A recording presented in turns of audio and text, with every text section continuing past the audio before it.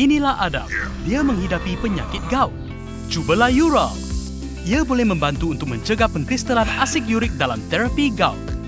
Ural, pengekali air kencing yang berkesan untuk gout. Assalamualaikum, anda sedang menonton Sekilas Fakta 26 Mac 2024 bersama saya, Saif Akmal.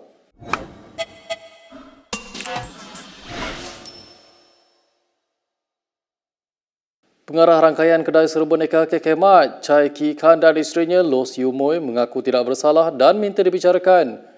Ini selepas mereka didakwa di Mahkamah Session Shah Alam pagi ini.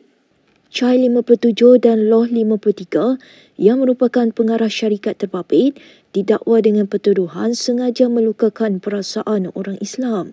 Pertuduhan mengikut Seksyen 298 Kanun Kesesaan itu dijalankan di hadapan Hakim Muhammad Anas Mahazir. 3 individu lain yang merupakan pengarah syarikat Xinjiang Chang Sdn Bhd yang membekalkan stokin tertera kalimah Allah kepada KK Mart turut dikenakan pertuduhan. Goh Li Huai, Soh Hui San dan Soh Chin Huat yang didakwa bersubahat dengan KK Mart dan berdepan dengan pertuduhan mengikut Seksyen 109 Kanun Kesesaan dan dibaca bersama Seksyen 298.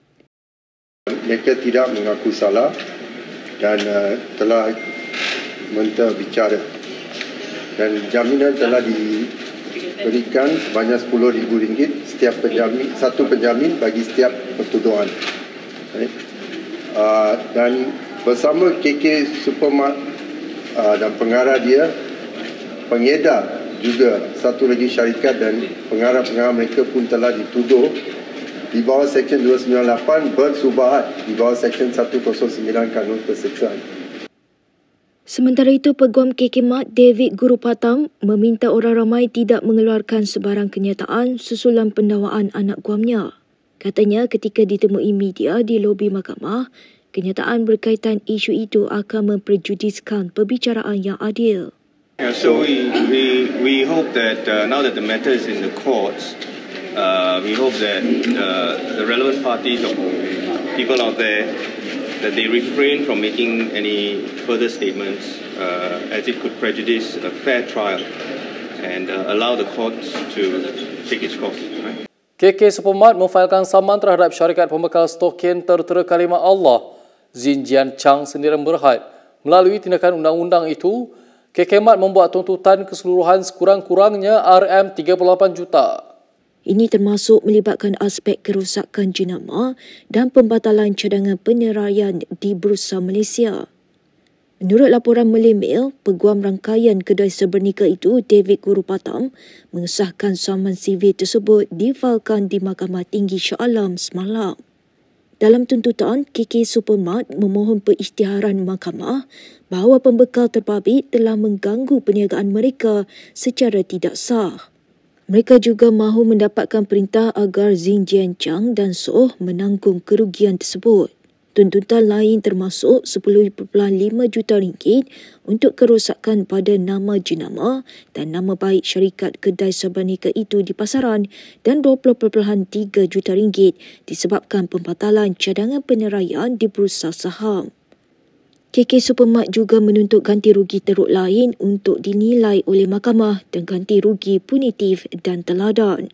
KK Mart mendakwa Xinjiang Chang telah meletakkan stoking sedemikian tanpa pengetahuan kedai mereka di cawangan Bandar Sunway. Berita seterusnya, Dr. Mahathir Mohamad adalah sasaran sebenar siasatan SPRM terhadap anak-anaknya. Demikian dakwa Mohzani dan Mirzan dalam wawancara bersama Bloomberg minggu lalu. Dalam wawancara itu, mereka mendakwa bahawa mereka telah diarah oleh SPRM untuk membantu siasatan ke atas bekas Perdana Menteri itu. Mohzani mendakwa bapanya menjadi suspek utama dalam siasatan yang dijalankan SPRM. Dakwanya dia dan Mirzan pula menjadi saksi kepada apa yang sedang disiasat agensi pencegahan rasuah itu. Pada Januari lalu, SPRM mengarahkan Mohzani dan abangnya Mirzan untuk mengisytiharkan harta mereka sejak 1981, iaitu tahun yang sama Dr. Mahathir menjadi Perdana Menteri. SPRM menetapkan Februari lalu sebagai tarikh akhir Untuk Mirzan dan Muzani membuat perisytiharan, namun mereka memaklumkan diberi lanjutan sebanyak 2 kali kerana ia suatu proses yang sukar. Dalam pada itu, Ketua Pesuruhjaya SPRM Azam Baki ketika ditemui media hari ini tidak mahu mengulas dakwaan 2 anak Dr. Mahathir itu. Let me get the clear picture before I give in comment. I don't know about this statement. Nanti I check dulu. He said that his father has been the primary target of Malaysian government. No comment on that for now. Okay.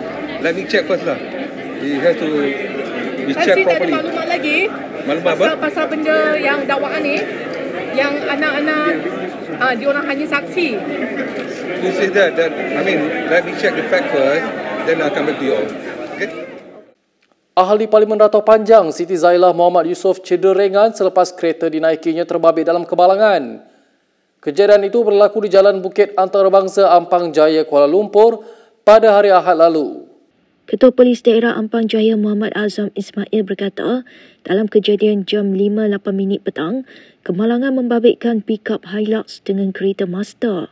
Siasatan awal mendapati semasa kejadian hujan lebat, tiba-tiba kereta Mazda datang dari arah pertentangan masuk ke laluan berkenaan menyebabkan kenderaan itu bertembung.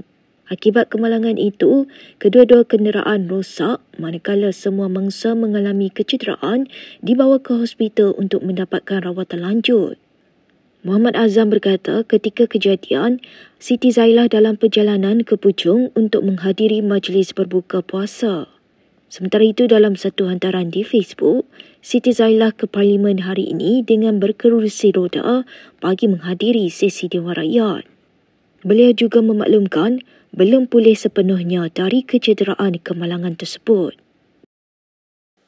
Kita ke perkembangan di Dewan Rakyat. Perdana Menteri mengakui kenaikan cukai jualan dan perkhidmatan SST memberi kesan kepada kadar inflasi namun angkanya rendah. Anwar Ibrahim yang juga Menteri Kewangan berkata demikian di Dewan Rakyat hari ini. Pertamanya, apakah ada kesan kenaikan inflasi? Saya setuju memang ada.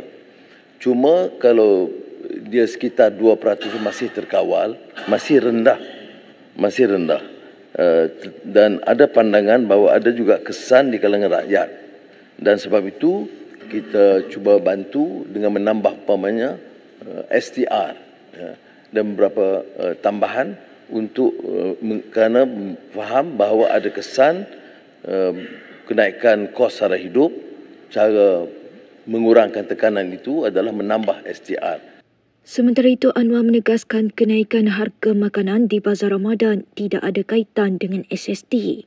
Beliau turut menyelar tindakan sesetengah majlis perbandaran yang mengenakan sewa yang tinggi kepada peniaga Bazar Ramadan. Mereka bukan saja kerugian tetapi malahan tidak dapat membayar kos modal, kos sewa itu sendiri pun belum dapat. Ini kesan daripada yang dapat dilihat di hadapan mata kita sendiri. Semua penjelasan yang tuntas daripada Yang Berhormat. Terima kasih. Silakan Menteri. Terima kasih. Kalau secara spesifik soal Bazar Ramadan yang saya dapat lawati 4-5 tempat. Pertamanya, kos sewa itu pun terlalu tinggi. Jadi kita telah beri arahan kalau kos itu dikendali oleh Malih Perbandaran, jangan tekankan dalam keadaan sekarang. Ya. Kemudian di sebahagian pada Malih Perbandaran itu diberikan kepada ejen-ejen. Jadi akhirnya penyewa tidak sewa secara langsung dari Malih Perbandaran. Jadi kos meningkat. Saya akui ada impak kecil kenaikan harga, tetapi saya tidak fikir oleh kerana SST itu menyebabkan tingkat naik. Dari segi kajian Jabatan Perangkaan, kenaikannya itu sekitar 0.2%. Seorang ahli Parlimen PN mendakwa Menteri Ekonomi Rafizi Ramli membazir berbelanja bagi iklan digital untuk mempromosi padu. Ahli Parlimen Machang Wan Ahmad Faisal Wan Ahmad Kamal mendakwa Rafizi berbelanja lebih RM30,000 bagi tujuan itu. Saya ambil contoh semalam Yang Berhormat Pandan punya laman Facebook. Semalam beliau belanjakan untuk beli iklan RM2,135. Ya, dalam tempoh seminggu RM9,680. Dan dalam tempoh sebulan, Yang Berhormat Pandan di laman Facebooknya membelanjakan iklan sebanyak RM33,223 untuk dia promosi padu lah, dia bantai pastilah, tapi sampai lah ni padu masih tak padu lagi. Dalam pada itu, Rafizur Ramli berkata, negeri yang ditadbir oleh pembangkang merupakan antara negeri tertinggi mendaftar program pangkalan data utama padu. Yang paling tinggi kalau ikut logik pembangkang, kalau dikata oleh kerana pendaftaran bukan Melayu itu rendah, maka ada trust deficit dengan kerajaan oleh bukan Melayu. Bagaimana pula bila pendaftaran paling tinggi ialah di negeri-negeri pembangkang? Adakah itu bermakna bahawa ini bukan politik? Rakyat di negeri pembangkang lebih percaya kepada kerajaan Madani sekarang berbanding dengan kerajaan mereka sendiri? Kerana pendaftaran paling tinggi adalah di negeri-negeri seperti Kelantan, di Terengganu, di Perlis, di Kedah, kan? Jadi Timbalan Speaker Alice Lau enggan melayan Ahli Parlimen Hulu Langat Muhammad Sani Hamzan dan Ahli Parlimen Arau Syahidan Kasim. Sani dan Syahidan dilihat berbalah ketika Timbalan Menteri Komunikasi Teo Ni Ching berbahas mengenai peranan JECOM. Orang-orang yang lantik adalah lantikan kontrak kerana JECOM ditubuh di sebelah sana pada tahun 2021. Walau bagaimanapun saya Arau, bagilah Menteri jawab Arau. Saya nak menyatakan di sini bahawa sila duduk. Arau tu speaker kena suruh duduk. Kami akan bagi dia duduk, bagi Menteri jawab. Kita nak dengar Menteri jawab. JECOM akanlah main peranan mereka dan tidak ada pertindahan bila dia dapat jawatan di bawah dengarlah mana-mana satu agensi lagi di bawah Kementerian Komunikasi. Terima kasih. Terima kasih Yang Berhormat Timbalan Menteri. Terima kasih Arau. Sikit saja. Masalahnya ialah bahawa jadi JECOM ni untuk Yang Berhormat Arau. Thank you. Dah, sila duduk. Berikut beberapa lagi ringkasan berita untuk hari ini.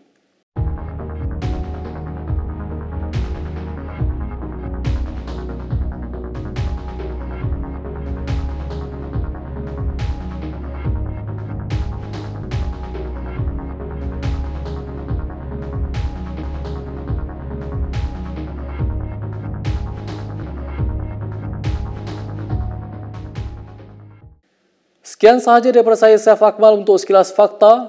Untuk lebih banyak berita, anda boleh melayari kinitv.com. Anda juga boleh mengikuti kami di Instagram, Twitter, YouTube dan Facebook. Salam hormat dan jumpa lagi.